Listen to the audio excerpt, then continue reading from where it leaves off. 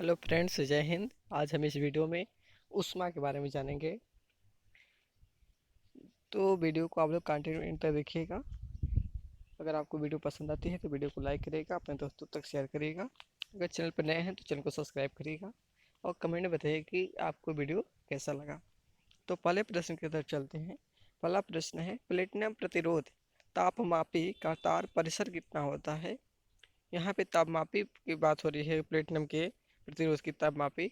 तो यहाँ पर हो जाएगा 200 डिग्री सेल्सियस से लेकर 1200 डिग्री सेल्सियस तक होती है। तापयुग्म तापमापी किस पर आधारित है। संवेग के प्रभाव पर। पूर्ण विकिरण तापमापी किसके नियम पर आधारित है। स्टीफन के नियम पर हो जाएगा। पूर्ण विकिरण तापमापी से कम कितना तापमान मापा जाता है। तो 800 यहाँ पर हो जाएगा सेल्सियस तापमान पे होगा। किसी पदार्थ के 1 ग्राम द्रव्यमान के ताप में वृद्धि करने के लिए आवश्यक ऊष्मा की मात्रा को उस पदार्थ की क्या कहते हैं। तो उस पदार्थ की हम ऊष्मा कहेंगे। ऊष्मा का बड़ा मात्रक किलो कैलोरी कितने किलो कैलोरी के बराबर होता है। तो 1000 कैलोरी के बराबर होती है। पानी की विशिष्ट ऊष्मा कितनी होती है। तो पानी की जो विशिष्ट ऊष्मा होती है वह 1.0 होती है।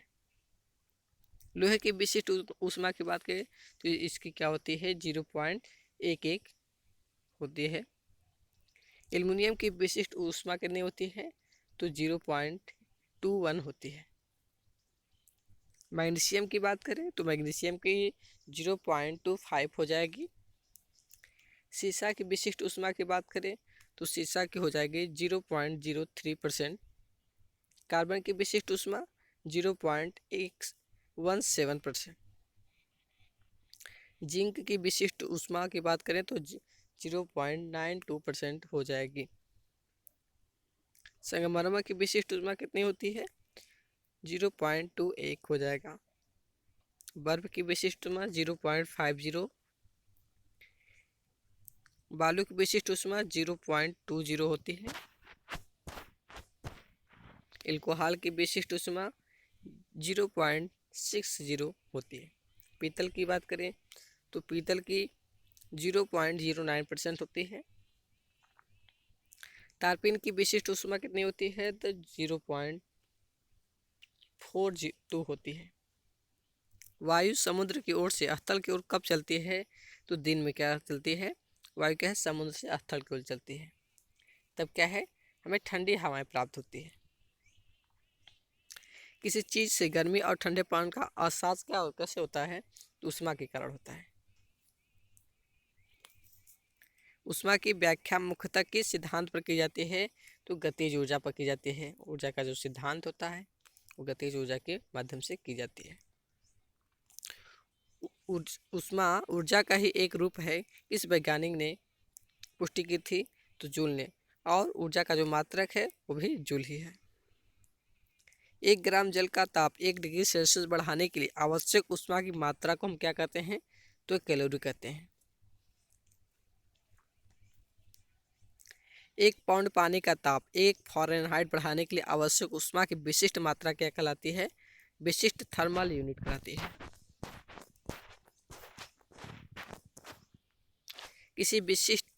किसी पदार्थ की उष्णता की मात्रा का माप हम कैसे करते हैं। तो ताप के माध्यम से करते हैं। उसका ताप का पता लगाते हैं हम। किसी युक्ति द्वारा नाप मापा जाता है ताप मापे यानी थर्मामीटर से। किसी युक्ति द्वारा ताप मापा जाता है तो थर्मामीटर जिसे हम तापमापी भी कहते हैं।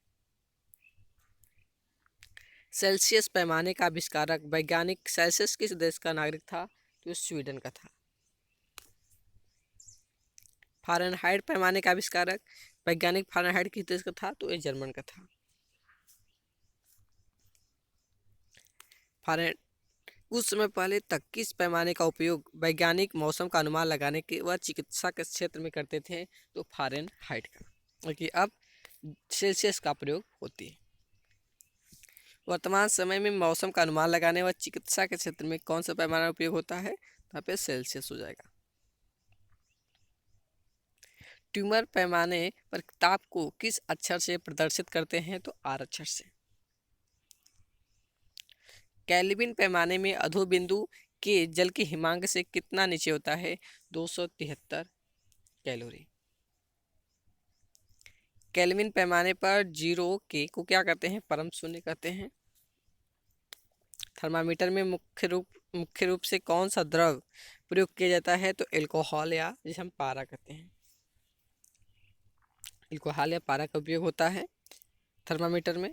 40 से नीचे ताप मापने वाले तापमापी में किस द्रव का प्रयोग होता है? तो यहाँ पे हो जाएगा एल्कोहल। साधारणतया पारे का तापमापी कितने ताप का मापन कर सकता है? तो यहाँ पर होगा हमारा 357 डिग्री सेल्सियस तक यह माप सकती है। पारा कितने ताप पर उबलने लगता है? तो 357 डिग्री सेल्सियस पर।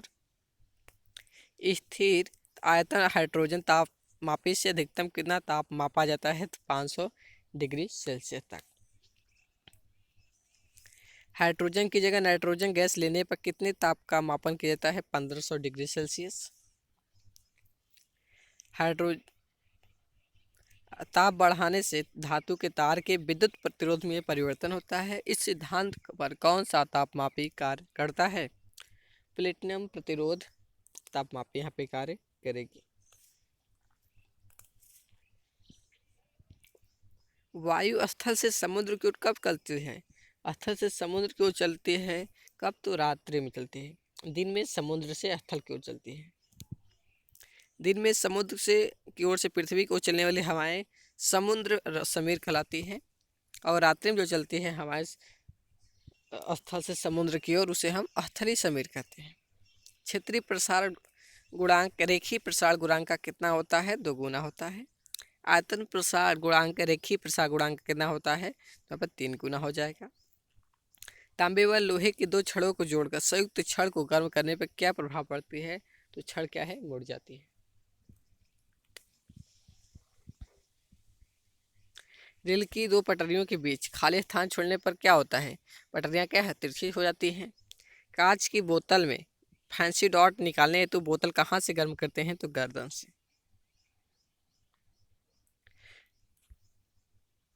लकड़ी के पहिए पर लोहे की हाल चढ़ाने से पूर्व हाल हेतु क्या आवश्यक है? तो गर्म करना होता है इसे। मोटे कांच के गिलास में गर्म पानी डालने पर क्या प्रभाव पड़ती है? तो गिलास क्या चटक जाते हैं। मोटे गिलास में गर्म पानी डालेंगे तो क्या है? चटक जाती है। आजकल कांच के बर्तन किस कांच के बनाए जाते हैं? फायरेक्स के। किस पदार्थ के द्रव्यमान व आयतन के अनुपात को क्या कहते हैं? घनत्व। जाड़ों में या ठंडे प्रदेशों में वायुमंडल का ताप गिरने से जल की ऊपरी सतह कैसी रहती है? गर्म रहती है। जाड़ों में या ठंडे प्रदेशों में तालाबों या झीलों की निचली परत कैसी रहती है? तो गर्म रहती है। गैसों के आचरण को समझाने का प्रयास सर्वप्रथम 1738 में किसने किया था? बार्नौली ने। गिलुसेक का नियम, चार्ल्स का नियम, बायल का नियम, एवोगैड्रो का नियम किससे संबंधित है? तो गैस से। पदार्थ की मुख्यतः 3 अवस्थाएं कौन सी हैं? ठोस, द्रव एवं गैस। कौन सी एक धातु द्रव अवस्था में पाई जाती है? तो पारा हो जाएगा। किस ताप पर जल भाप में परिवर्तित होता है? तो 100 डिग्री सेल्सियस पर क्या है? जल क्या है? भाप बनकर उड़ने लगती है, वाष्प के रूप में परिवर्तित हो जाती है। एक आम बर्फ 0 डिग्री सेल्सियस के जल में परिवर्तित होने पर कितने जूल ऊष्मा अवशोषित करती है? 336 जूल। 1 ग्राम जल 100 डिग्री सेल्सियस के जल में परिवर्तित होने पर कितने जूल अधिक ऊष्मा देती है? 2260 जूल।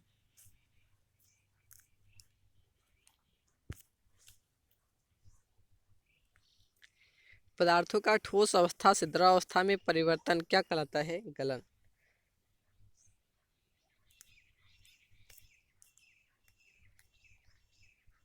जीरो डिग्री सेल्सियस पर पिघलती बर्फ में कुछ नमक, सोडा आदि मिलाने से बर्तन का गलना कितना कम हो जाता है? तो 22 डिग्री सेल्सियस। बर्फ, नमक, सोडा आदि के इस मिश्रण को क्या कहते हैं? हम हिम मिश्रण कहते हैं।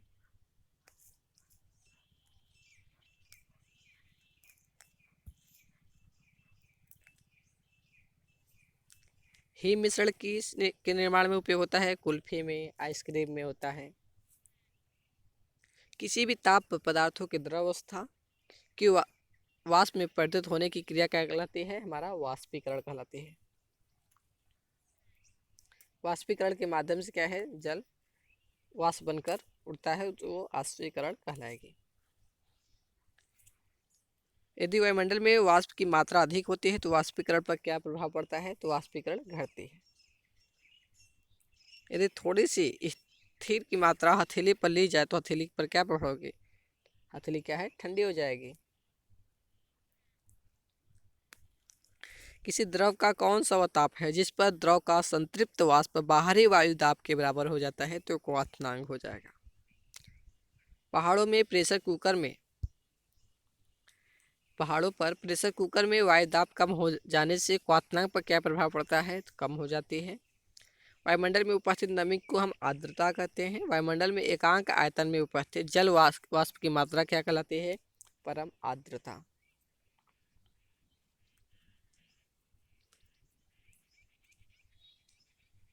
अपेक्षिक आर्द्रता की माप किसके द्वारा होता है? तो हाइग्रोमीटर के द्वारा। अपेक्षिक आर्द्रता की माप हाइग्रोमीटर से मापा जाता है।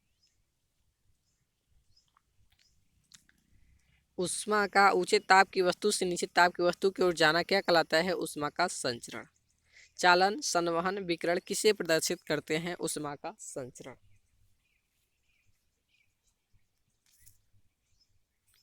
किस धातु की छड़ एक सिरा पर गर्म करने पर दूसरे पर प्रभाव पड़ते हैं? गर्म हो जाता है। किसी छड़ है उसको अगर एक सिरे पर हम गर्म कर रहे हैं दूसरे सिरे पर भी वो गर्म हो जाते हैं। पदार्थ में चालन के द्वारा ऊष्मा का संचरण क्या कहलाता है? ऊष्मा चालकता। ऊष्मा चालकता के आधार पर पदार्थों का वर्गीकरण किस प्रकार किया जाता है? चालक, कुचालक और ऊष्मा प्रतिरोधी के आधार पर उसका वर्गीकरण किया जाता है। सभी धातु, अम्लीय जल, मानव शरीर ऊष्मा कैसे पदार्थ हैं? तो चालक हो जाएगा।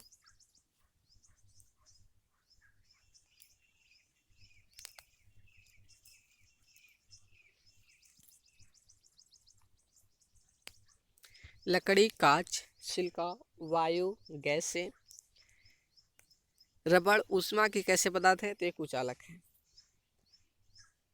ऊष्मा के फलस्वरूप लकड़ी कैसा पदार्थ है? तो कुछ अलग है। एबेस्टेम एवं एबोनाइट ऊष्मा के कैसे पदार्थ है? ऊष्मा प्रतिरोधी है। ऊष्मा के फलस्वरूप लोहा कैसा पदार्थ बनता है? तो सुचालक। आसमान में बादल छाए रहने पर कैसा महसूस होता है? तो गर्मी होती है। गैसों व द्रव में ऊष्मा का संचरण किसके द्वारा होता है? तो संचरण के माध्यम से ऊर्जा का संचरण होता है। किस कारण वायुमंडल में संवहन धाराएं बहती है? तो ऊष्मा संवहन के कारण। हमारे यहाँ मानसून किस कारण बनता है? संवहन धाराएं के कारण हमारे यहाँ मानसून बनती है। किसी वस्तु के ठंडे होने की दर वस्तु उसके चारों ओर के माध्यम के तापांतर के अनुक्रमानुपाती होती है। यह शीतलन नियम किस वैज्ञानिक ने दिया? तो न्यूटन ने। जब ऊष्मा अपने स्रोत से किसी धरातल तक मध्यवर्ती माध्यम को बिना प्रभावित किए गमन करे तो इस विधि को हम क्या कहते हैं? विकिरण कहते हैं। जो पिंड अपनी सतह से सभी प्रकार की ऊष्मीय विकिरण का पूर्णतः उत्सर्जन करता है उसे हम क्या कहेंगे? तो कृष्ण पिंड कहेंगे।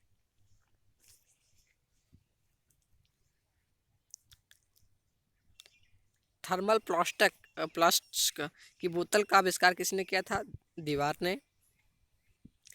ऊष्मा गति यंत्र की ऊर्जा क्या कहलाती है? आंतरिक ऊष्मा, आंतरिक ऊर्जा। ऊष्मा का पूर्णतः में परिवर्तन असंभव है किसका कथन है? तो केल्विन का। ऊष्मा कम ताप की वस्तु से अधिक ताप की वस्तु की ओर प्रवाहित नहीं हो सकती है कथन किसका है? क्लासियत का। तो फ्रेंड्स आज का वीडियो हम समाप्त करते हैं। आई होप आपको वीडियो अच्छी लगी होगी। अगर चैनल पर नए हैं तो चैनल को सब्सक्राइब करिएगा। वीडियो अच्छी लगी तो वीडियो को लाइक करिएगा, अपने दोस्तों तक शेयर करिएगा ताकि उनका भी हेल्प हो सके और एग्ज़ाम अच्छा से क्रैक कर पाए। तो वीडियो को कंटिन्यू आप लोग देखिएगा ताकि कोई भी कन्फ्यूजन ना रहे। तो थैंक्स।